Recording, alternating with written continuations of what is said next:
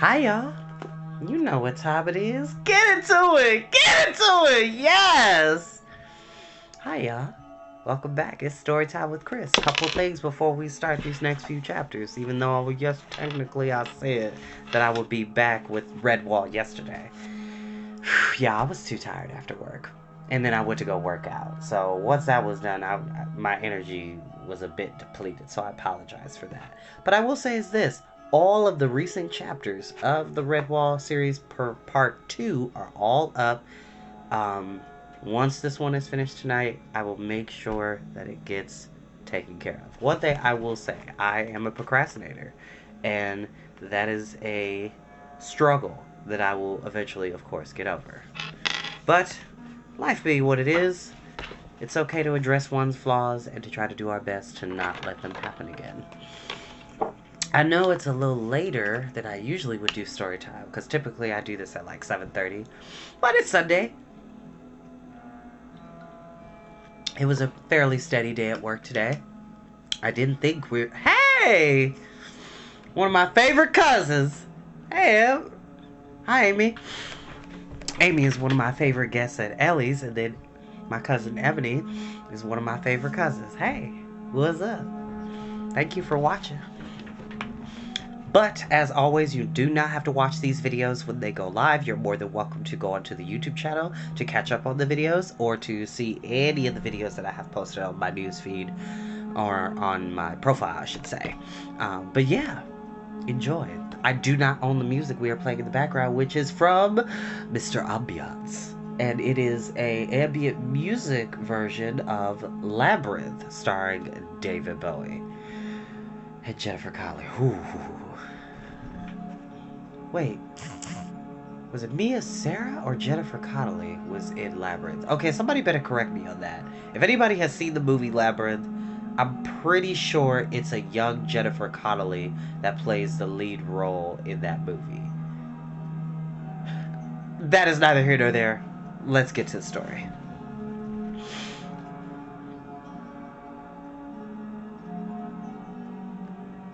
Chapter 17. Basil Staghair and Jess Squirrel were as thick as thieves. When they were not helping with the defenses, they could be found in odd corners whispering together. Kind of reminds you of your family friend or favorite family member that you're, like, in the corner just kikiing it up and gossiping. Nobody knew what their conversations were about or what exactly they were plotting, but with the fastest runner and the champion climber of Mossflower, it was sure to be something spectacular. Cornflower and Silent Sam watched them stealing off at lunchtime to continue their conspiracy beneath the trees in the orchard, where they would not be disturbed. "What do you suppose your mom and Basil are up to, Sam?" asked the young field mouse, whose curiosity was aroused. Silent Sam shrugged his tiny shoulders and buried his head in his lunchtime milk bowl. He drank in a noisy, enjoyable, infant fashion. Whatever Jess was planning had Sam's complete approval, simply because his mother could do no wrong as far as he was concerned. Basil stretched comfortably in the shade while Jess sat out in the sunlight, her tail curled overhead, acting as a sunshade. "Ah, this is the life, Jess, me old climber," Basil yawned cavernously as he fed crumbs to the ants. "Plenty to keep the inner creature satisfied. Scorching June weather and a top-hole billet for snoozing. What? Jess nibbled on a wedge of cheese. "Aye, and it's up to woodlanders like us to keep it that way, Basil. What sort of a neighborhood would this be for young'uns like my Sam to grow up if Clooney and his lot were to take over?" Basil humphed through his military-style whiskers. "Good grief, does it bear thinking about, old girl? Those rats and vermin, an absolute shower of yahoos and cads. Bad influence, you know?" They both sat nodding in agreement, faces full of grim righteousness, uttering dire home truths and generally working themselves into a fine old state of indignation. "Ha! Clooney the scourge, a bully and a braggart if I ever clapped eyes on one." "Yes, and a robber to boot. Fancy stealing Martin's tapestry for the mice. What harm have they ever done to him?" "You know, it strikes me that it'd do the Father Abbot's heart good to see that tapestry back in its rightful place again." "Indeed it would, and the troops would take new heart." "Ha! What a blow would be to that fella Clooney and his filthy band of robbers. Basil bounded up and ate the last of Jess's cheese decisively. Well, what are we waiting for then? Come on, Jess, you old hazelnut wolfer. Up and at 'em! Forward the fur! Jess flexed her climbing claws and bared her teeth angrily. Just you try and stop me, she chattered fiercely. Without telling anyone of their intentions, the two expert campaigners slid out secretly by one of the small doors in the abbey walls. Soon they were stealing through the green noontide depths of Mossflower Wood. Clooney was up and about. His first decision was to put the horde through the paces. He had decided they had become fat and lazy from lying about in the church grounds while he was confined to bed, but now that he was on the mend, they were going to do some drill. Standing on a tombstone, he leaned slightly upon his standard and viewed the army in training. Panting and sweating, a large mob of rats dashed to and fro, burdened by the battering ram. The captains, hoping to curry favor with Clooney, Okay, this is a very... I've never seen this word, so bear with me. Hargued? H-A-R-A-N-G-U-E-D. Harangued the hapless runners. Harangued the hapless runners. Pick up your feet, you silly lily-livered scum! Come on, lift that ram properly, you idle devils! Practice tunnels were being dug willy-nilly owing to the lack of communication between rats and other species. Ferrets, weasels, and stoats, their faces smeared with moist, dark earth, popped out of the ground in the oddest of places. Unaccustomed to such strenuous labor, they would stop digging as they pleased, bask in the sun until they were trodden on by columns of marching rats. A squabble would ensue until they all became aware of the watchful eye of Clooney the Scourge. Then it would be heads down, resume marching, get back to tunneling. Either side of Clooney on the tombstone stood Darklaw and Kilconey. Scornfully watching the chaotic maneuvers, the warlord would criticize first one, then the other for the shortcomings of the creatures they represented. Both squirmed under the lash of the chief's tongue. Darklaw, look at that way those rats are marching! Idiots! They look like a flock of lambs at a village school outing. Haven't you taught them anything? Oh, hellfire, that stupid lot with the battering ram have just marched straight into a tunnel. Kilconey, tell those morons of yours not to tunnel into the parade ground. Just a minute. That weasel there, the one grinning all over his face like a drunken duck. Lock him up without food or water for 3 days. That'll wipe the daft smile off his face. Well, what a fine commanders you two turned out to be. Excuse me. I can't turn my back a minute and you'll get all hands behaving like mad frogs in a bucket. Clooney ranted and fumed at the animals under his banner. They were going to march, sweat, dig, carry, drill, and tunnel until they performed to his satisfaction. Sloppy, idle lot. He'd show them now that he was back. He'd keep them at all day and night if need be. Clooney had taken a vow while he lay injured.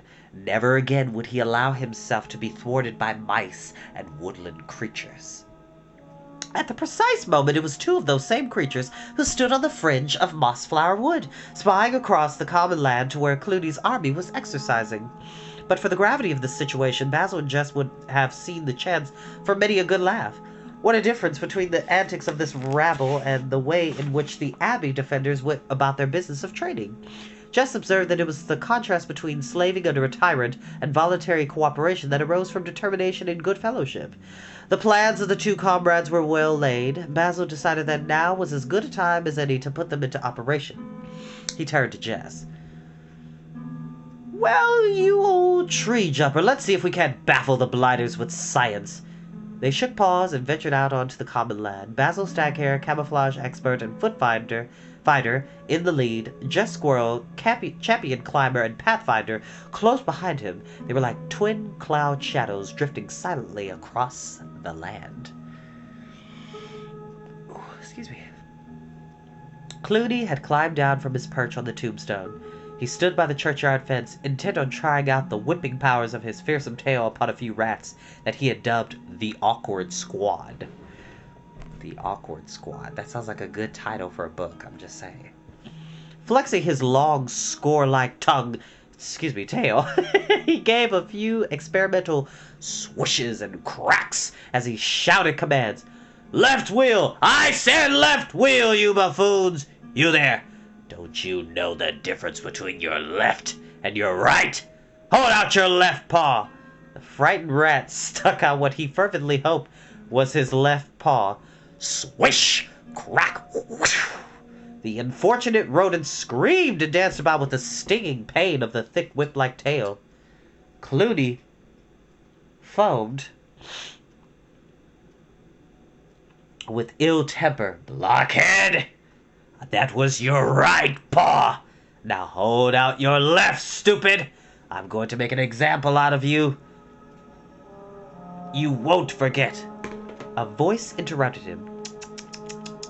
Officer striking an unlisted creature. Bad form, old chap. Thumping bad form. Clooney whirled round. Just out of reach across the fence on the common land stood Basil Staghair in the at-ease position. Clooney goggled in thunderstruck silence at the audacious Basil, who merely scowled in mock censor. Not the sort of thing one expects from a horde commander, what? Personally, I'd have you blackballed from that church premises. Clooney's voice was a strangled yell. Get him! Grab that spy! I want his head! Basil chuckled. What's the matter? Isn't your own head good enough? No, I don't suppose it is. Ugly-looking brute, aren't you? A mob of rats had scrambled through the fence to catch Basil, but it was like trying to catch smoke upon the wind. He was there and gone. From her hiding place, Jess tried hard to stifle her giggles.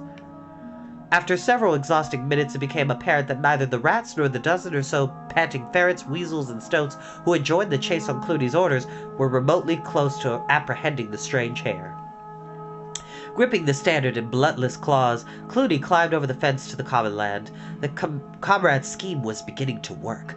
Basil bobbed up alongside Clooney. What ho, old rat! Showing a bit of initiative? Never ask the troops to do what you can't do yourself and all that. Splendid!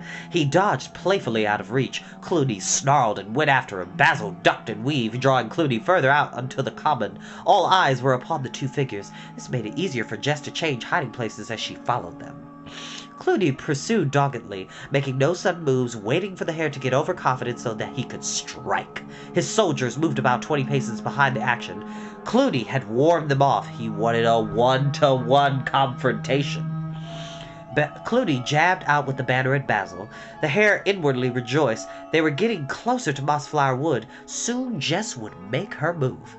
Meanwhile, he must draw the rat further out, avoiding the stabs of the banner pole and the swift whip-like slashes of the tail. Basil realized this was no clumsy rat he faced. He chanced a sudden glance to check if Jess was nearby. As he did, his back left leg shot down into a pothole. It twisted, and Basil fell heavily to the ground. Clooney charged in. He lifted the banner and slammed it down on the hare's unprotected head.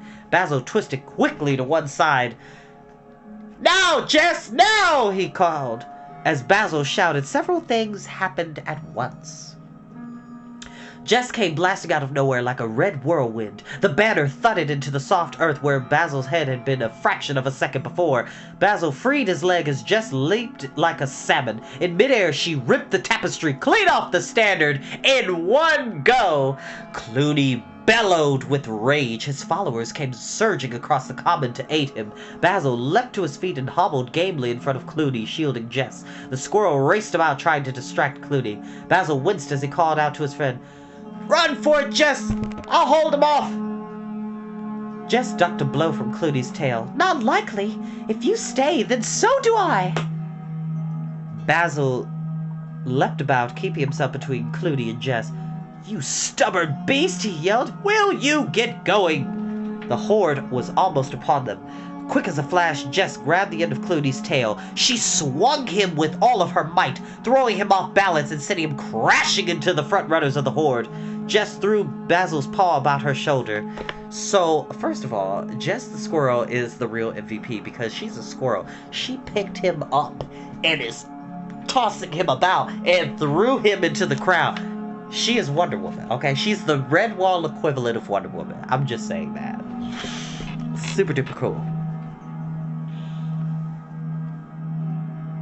Come on, Basil. Head for the woods. We'll make it together. Both creatures dashed from the common into the depths of Mossflower. Behind them, Clooney's horde was in headlong pursuit, yelling and shouting. As they ran, Jess panted, "Here, take this and give me the decoy. Hurry!" Basil snatched the tapestry and reached beneath his tunic. He gave Jess the crude replica they had prepared, which was in reality an old dishcloth from Friar Hugo's kitchen. The sounds of the pursuers grew louder. They were gaining. "Now you drop out of sight," Jess gasped. "I'll draw them off. Then you can double back through the churchyard and up the road to Redwall. They'll never think of searching along that way." As suddenly as she had spoken, Jess glanced to one side. Basil was no longer there. A breathless military voice whispered from the undergrowth, "Will do, old chum. See you back at the Abbey. Have a good chase now. Cheerio!" Basil Staghair, camouflage expert, had gone to Earth. Jess could see Clooney and the horde coming through the trees. She stood and waited until they caught sight of her. She saw Clooney point and shout, "Over there! The squirrel! She's the one who's got the tapestry! Get her! Take her alive if you can!" Coolly, Jess stood her ground until they were almost upon her. Right at the last second, she went like a blur up the side of a horse chestnut tree, stopping just out of reach. Some of the more agile ones tried climbing to get at her. Jess merely scampered further upwards. "Get down, you nincompoops!" Clooney hissed. "Don't try to outclimb a squirrel! See if you can keep her near the ground while I think what to do." The rats climbed down. As they did, Jess returned to the lower trunk. She had to buy as much time as possible to allow Basil's escape. Clooney lounged nonchalantly against the tree. "Well done, squirrel. Very clever indeed. I could use someone like you in my army. Somebody smart, with brains like yours." Kill Cody also demonstrated his persuasive powers. "Ah, you take the chief's word. He's looking for a good first officer. Why don't you come down and talk it over? Sure, the loot will be grand when we conquer the ouch!" A small, green, spiky chestnut, still in its husk, bounced off the vociferous ferret's head. Jess moved higher to a branch with a more plentiful supply. She waved the decoy tapestry at Clooney. "Is this what you're after, rat-face?" Clooney battled to keep his temper. Darklaw nudged him and whispered, "What about the other one, Chief? Shall I take some troops and start searching for him?" "No, I'll deal with the hare another time. Right now I want you all here in case there's a chance of trapping this one," Clooney murmured. Jess's keen ears caught every word the warlord had said. The plan had worked. She threw a hard, spiky nut and called to Clooney, "Hey, rat-face! Do you actually think you've got this one trapped? Ha! I'm about as trapped as a skylark on an air on a clear day. There's not one of you that can get near me." "I know that, squirrel," Clooney answered, "but just for a moment, if I win the war against the mice, and I will, you know, I've made a vow to kill everyone inside Redwall. Now suppose that you've got someone dear to you in there. You know what I mean. A mate. A little baby. Some family." Clooney dodged about as a shower of spiky chestnuts hurtled down. "You filthy, murdering scum!" shouted Jess. "You rotten, loathsome slime! If you come near my family, I'll rip that evil eye of yours right out of your head!" Clooney knew that he was succeeding with his scheme against the squirrel as more hard chestnuts pelted down. "Throwing things won't do you much good. Listen, I'm a reasonable creature. All I'm asking you to do is think of your family. You haven't got to join us if you don't want to. Stay up in that tree forever if you want. It doesn't bother me. All I need is that little scrap of tapestry." "It isn't much to ask, is it? Your loved ones will be safe if you hand it over." Jess was about to hurl more nuts and insulting remarks when the form of Clooney's plan dawned on her. The rat was trying to do exactly as she and Basil had done. It was a trap to make her become careless. Two can play at that game, Jess thought to herself. The horde soldiers watching the squirrel noticed a change come over her. She appeared agitated, gnawing about her lip and rubbing her paws together. In anguish, she clutched the tapestry, hugging it to her body. "I don't care about the others at Redwall, but I've got a husband and a small son. You wouldn't hurt them, would you, Clooney?" The warlord detected a sob in the squirrel's voice. No, no, no, of course I wouldn't, he said soothingly. All you have to do is let go of that scrap of cloth and let it drift down here to me. The moment you do, your loved one's safety is assured. Believe me, squirrel, I give you my word of honor. I feel like Clooney's like raising his hand to be like truthful and then secretly is like crossing his fingers behind his back. Jess wiped her eyes on the decoy cloth and sniffled piteously as she answered, Well, excuse me. Well, all right then. If I have your promise that my family will be safe, then you can have this old thing. It means nothing to me. Jess released the piece of material. It drifted down through the branches. Clooney could scarcely restrain himself from leaping for it. Kilconey hurried forward, his eyes shining with reverence. He picked the dish rag up gently, offering it to Clooney. Here you are, Your Honor. The lovely thing itself, safe and sound. Avidly, Clooney snatched the cloth. His eyes narrowed. Something was wrong. He gave a scream of terrible rage. Instantly, his followers scrambled into the bushes as their chief ripped the tapestry into shreds. His mighty claws rending and tearing as he roared madly, It's a fake! A copy! Worthless trash! Ah! From her perch in the tree, Jess watched with grim satisfaction. Worthless trash, rat! Just as you are! The real tapestry is back at Redwall by now! You've been fooled! Kill her! Kill the dirty little swindler! Clooney's cry rang out, but before a spear or a missile could be thrown, Jess had gone. She darted from tree to tree with artistic speed. Far above mossflower ground in the utmost terraces of foliage, the champion squirrel turned her flight in the direction of Redwall Abbey. Sometime around early evening, Jess arrived back, springing lightly from a high elm branch to the parapet of the abbey wall. She could tell by the sound of happy chattering and general jubilation that once more the picture of Martin was safely back. Bounding down into the grounds, she was surrounded by cheering friends, not the least of whom was Mr. Squirrel, who smothered her with kisses while their son Silent Sam sat upon her shoulder and dampened her head by patting it lovingly with a well-soaked paw.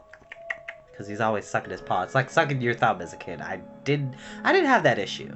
I did not have that issue. But I will not reveal the sibling I know for a fact constantly sucked his thumb.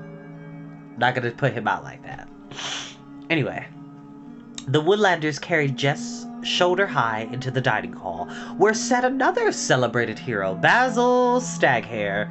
He looked up momentarily at his comrade from behind a staggering mountain of scrumptious food, and pointed to his leg, which was swathed in a hugely exaggerated bandage. War wound, Basil muttered as he demolished a plate of quince and elderberry pie. Got to keep the old strength up, you know. Lashings of nourishment, only way to heal an honorable injury. Feed it, what? Silent Sam hopped upon the table. He showed Basil a tiny scratch on his unsucked paw. The kindly hair inspected it gravely. Egad, looks like another serious war wound. Better sit here by me, little warrior. Feed it well, that's the ticket. They both tucked in voraciously. Friar Hugo came waddling up, his face a picture of delight. Oh, I almost lost my page. Hold on.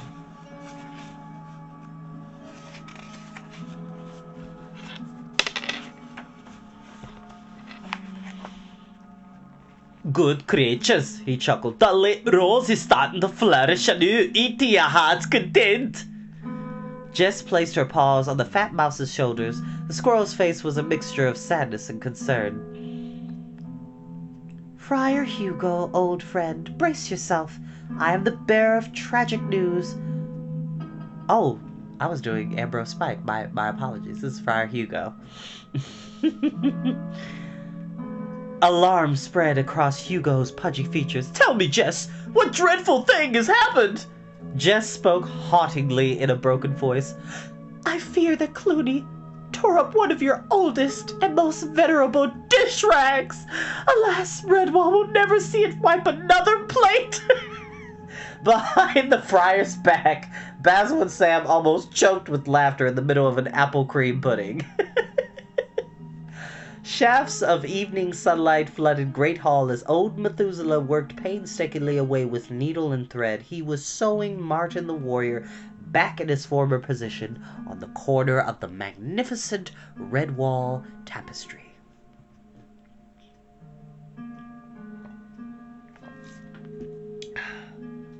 Also, I have to point out something really, really quick.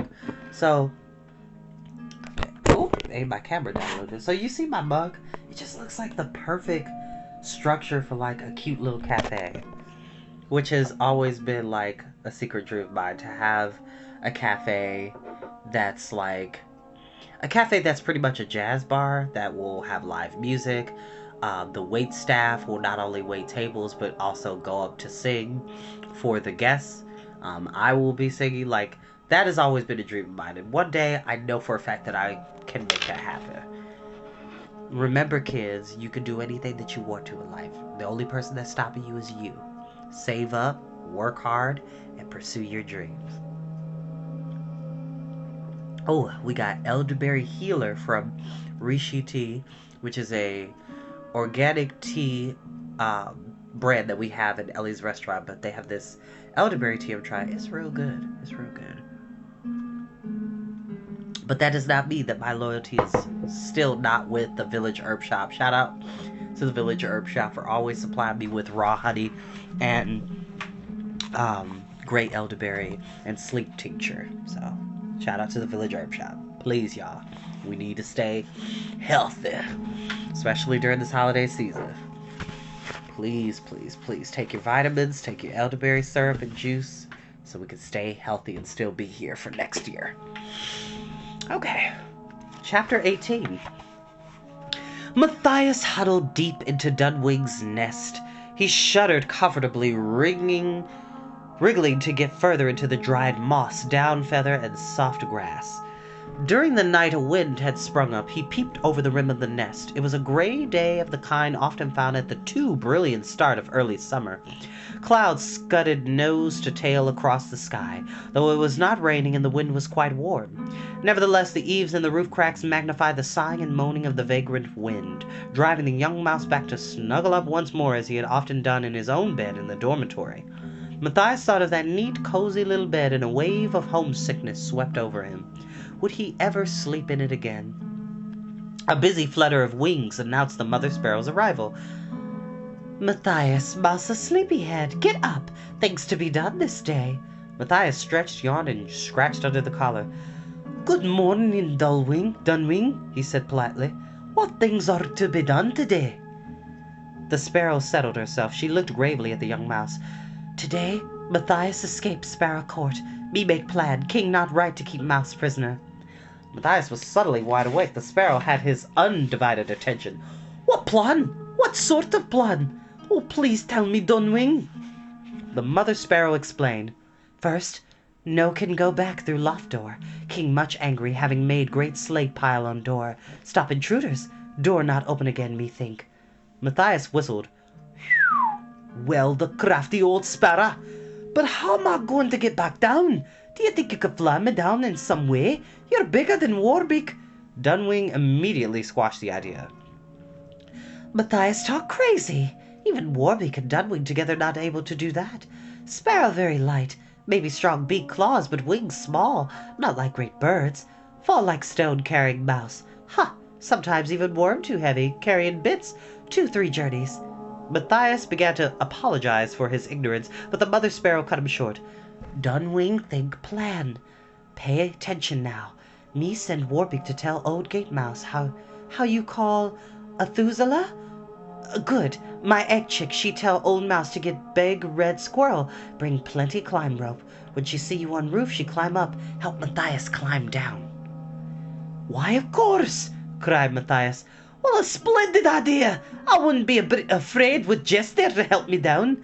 But what about the king and his warriors? If they see me, I won't stand a chance. Dunwing waved impatiently. That's next part of plan. Pretty soon Warbeak come back. She tell what time squirrel meet you. Good. Then Dunwing whisper big lie fib to other sparrow. It soon spread. Matthias was puzzled. Spreading lies? What good will that do? Dunwing preened her feathers, smiling craftily. Great fib of me lie. Me whisper a bit here there about giant poison teeth. Say him lying hurt down in Mossflower Woods, looking to die. Poison teeth have sword with thee. You see? Matthias gazed in admiration at Warbeak's mother. Well, I never! You're going to spread the rumor that the snake has the sword and is dying down in the wood? Amazing! I can picture it now. Bull Sparrow will go chasing straight down there with his warriors. Meanwhile, I will escape out onto the roof. Correct? Dunwing nodded. Matthias steel belt, sword case, quick fast, climb down off roof with red squirrel. The young mouse could not meet the mother sparrow's eyes. He was overcome with guilt and shame. Dunwing, I'm sorry. How did you guess? The sparrow placed a claw upon his paw. Me know all the time. Matthias mouse not come to bring my egg chick safe home. Come for sword, not get sword. All the same. Belt case belong mice. You must take away. These things trouble for sparrow. Husband dead because of sword. Dunwing clasped Matthias's paw warmly. Dunwing like mouse. You good friend to my Warbeak. Me think she dead till you bring back. Me help you steal case belt. Matthias was lost for words. He laid his head against the mother sparrow's soft feathers, brushing a tear from his cheek. Warbeak came fluttering and bustling in. When much strong blow. Old mouse say he tell Squirrel Jess. You be out on roof when Joseph bell ring lunchworm. Squirrel Jess need there with crime rope.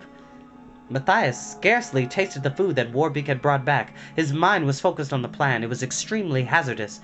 It would be great danger, not only for himself but also for his sparrow friends.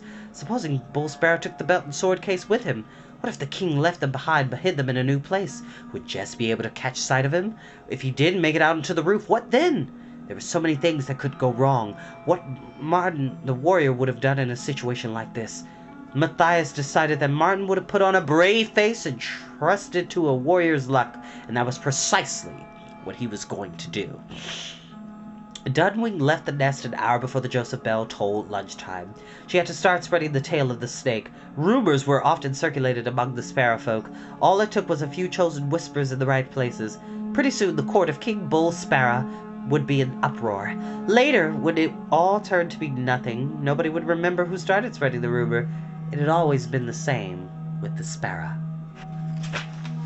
Matthias passed a miserable few minutes in the nest with Warbeak when the false news broke. The young sparrow would have to fly along with King Bull and the other sparrow warriors. The two friends might never see each other again. However, there was little time for emotional farewells. Outside the nest, pandemonium was sweeping the sparrow court. Dunwing had performed her task well. A loud drumming like the beating of many wings against the wooden floor filled the air. King call Allah warrior, Warbeak murmured. Gotta go now.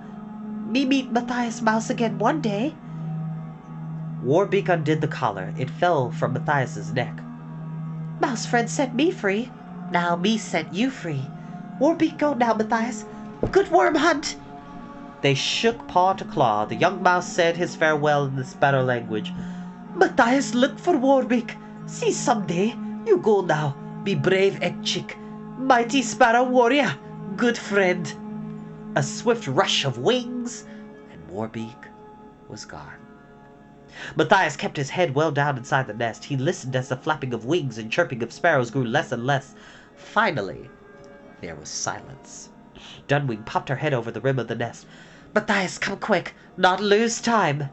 Together they hurried through the deserted sparrow court. Dunwing knew there were mothers in every nest with small chicks. These birds remained quietly out of sight, and when there were no warriors about to defend them, Matthias and Dunwing pushed hastily past the scrape of sacking that served as a door to the king's chamber and began their search. The scabbard had gone for the back of the chair. Oh, I just knew it, Matthias cried. That sly old bull sparrow has taken him with him. Dunwing shook her head. No, me see king go. He not take belt or case. Search hard. We must find plenty quick. The chamber was so sparsely furnished that it required very little searching. Dunwing fluttered about, but Matthias became discouraged. "Oh, what's the use?" he cried. "It's gone, all gone! There's only bits of half-finished food, old slate, butterfly wings, and this stupid old chair." In this frustration, Matthias gave the sagging armchair a hefty shove. One of the legs collapsed, and it fell backwards, revealing cross-latticed strips of hessian on its underside.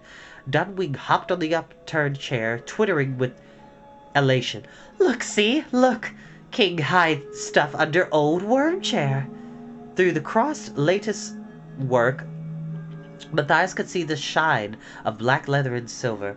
Hastily they ripped and tore with beak, claw, and paw.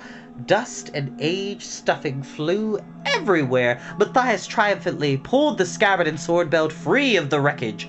There it was, supple, shining black leather, chased and trimmed with the purest silver. The scabbard fitted perfectly into the well-made holder of the belt. This was truly the equipment which belonged personally to Martin the Warrior of Redwall Abbey. "No time for mouse-dream. You hurry, quick!" Matthias paid full heed to Dunwing's plea. Sweeping the belt and scabbard up, he slung them across his shoulder. "I'm with you, Dunwing. What next?" The usual way for sparrows to leave the court was to fly out from under the eaves. Not being a sparrow, Matthias felt his stomach turn a cartwheel at the prospect of what it must do next. He would have to go on the back under the eaves, and with nothing beneath him but a heart-stopping void of space. Negotiate his way out and around the curving gutter to reach the steep upward sweep of the roof. Which is terrifying, because I'm afraid of heights.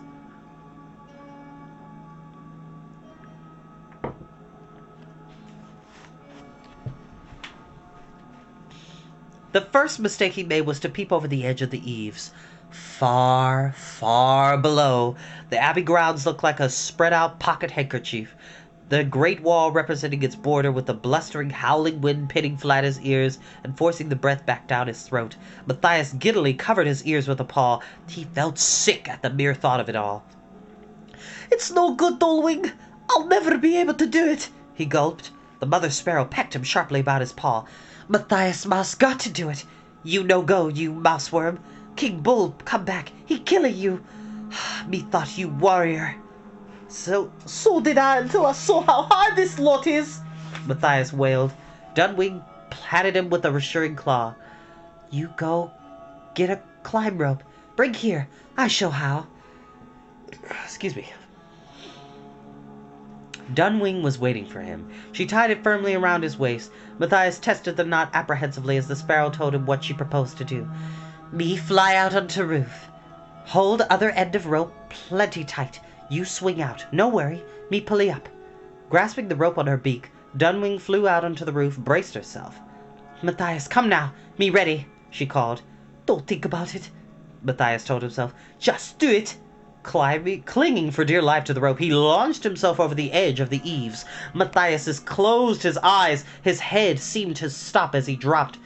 His heart seemed to stop as he dropped. Well, the head would stop too. Just stiffen up. The rope went taut, and he came to a sudden halt.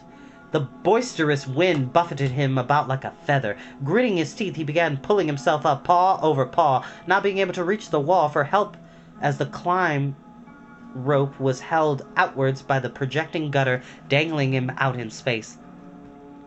"Climb good. Dunwing have rope plenty tight. Hold." The sparrow called out from the roof, her voice muffled by the wind. Matthias's paws quivered with the strain of hauling up his own body weight. He strove gallantly upwards, reaching the gutter. It took all the young mouse's courage to let go of the rope and the climb grab for the thin curving edge.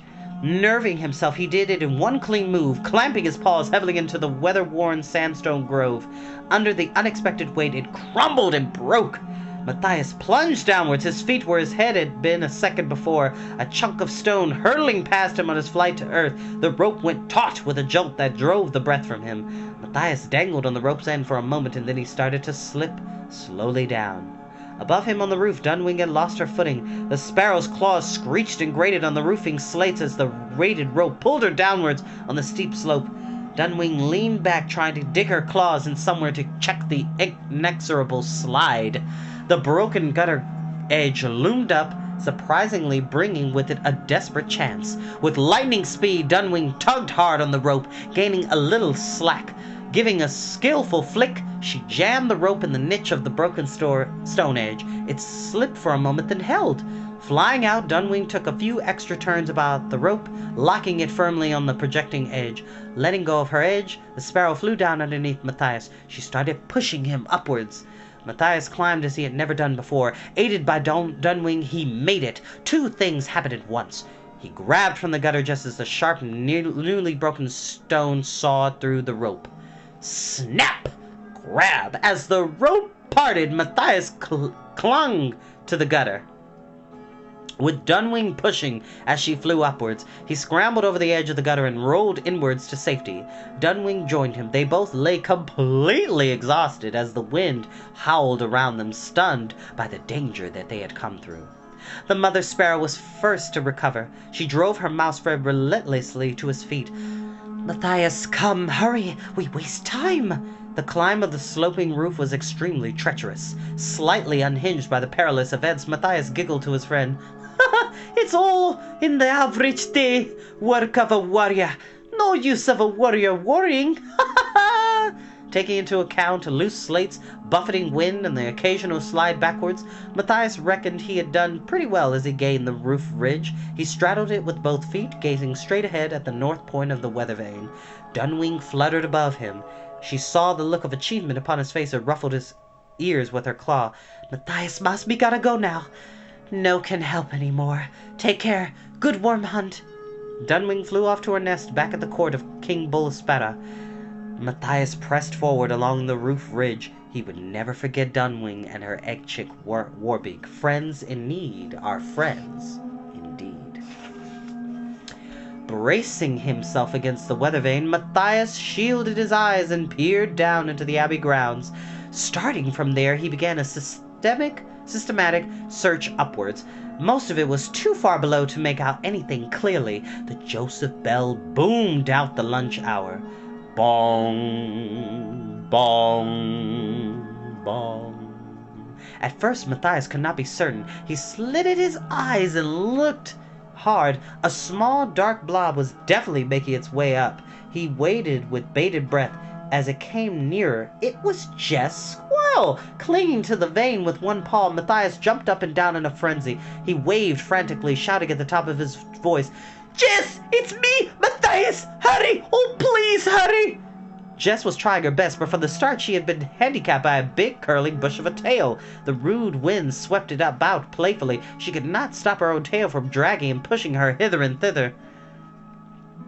The champion squirrel climbed gamely onwards. Normally she would not have attempted the climb under such blowing conditions. She concentrated hard on the ascent. Matthias's voice had not reached her across the vagrant wind, but somehow had heard the young mouse's shouts.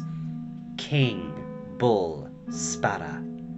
Having found neither sword nor snake, the king had become peeved and bad-tempered. He issued orders to the search party that they were to stay on the floor of the woods until they found something. Meanwhile, he must go back to the sparrow court, where he said there was important matters to attend to. Bullsparrow flew away from the woods secretly relieved. On reflection, he did not fancy a second meeting with the giant Poison Teeth, whether it was alive, dead, or just pretending, as Poison Teeth often did. Muttering and grumbling to justify himself, the king flew upwards to his court under the roof. "Jess, up there! Look, I've got the scabbard!" Bullsparrow's mad bright eyes glanced upwards to the weather vane. There was the accursed mouseworm, waving and shouting with the sword case and belt slung about him. He saw it all now. He had been tricked, duped. Maddened by his own berserk rage, Bullsparrow flew straight upwards. When he was high above the young mouse, he dropped like a stone right on target. Matthias screamed aloud in an agonized terror as the king's beak buried itself into his shoulder. Instinctively, he lashed out with his free paw and struck Bullsparrow in the eye. The furious claws almost lifted Matthias from the weather vane. As the king gripped the belt, trying to drag it off him, letting go of the vane, Matthias battered at Bullsparrow's head with both paws. He felt his feet leave the roof as the maddened sparrow heaved away at the belt, causing the scabbard to become disarranged rearranged. It flapped down across the young mouse's face. In a fighting fury, Matthias grabbed the scabbard. He used it like a sword, smashing it mercilessly once, twice, thrice into the King Sparrow's face. The force of the blows from the weighty sword case knocked Bull Sparrow senseless. He toppled from the roof out into space. Matthias screamed in panic. The king's claws were still caught fast in the sword belt. Below, Jess Squirrel clamped a paw across her mouth. In horror, she heard the scream and saw Matthias and Bull Sparrow topple from the roof. Locked together by the sword belt, they fell outwards into space from the topmost point of the abbey roof. And that is where we are going to end for tonight.